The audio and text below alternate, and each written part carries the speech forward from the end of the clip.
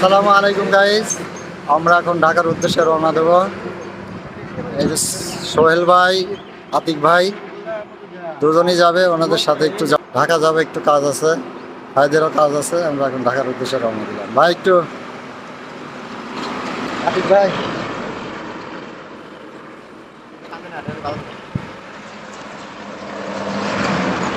এখানে ছোট ভাই আছে, এই যে সোহাগ।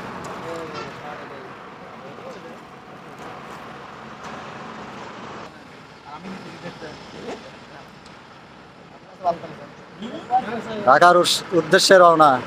ওই তো এখানে ছোট ভাই আছে। এই যে আমরা একটু ঢাকা যাচ্ছি, একটু কাজ আছে।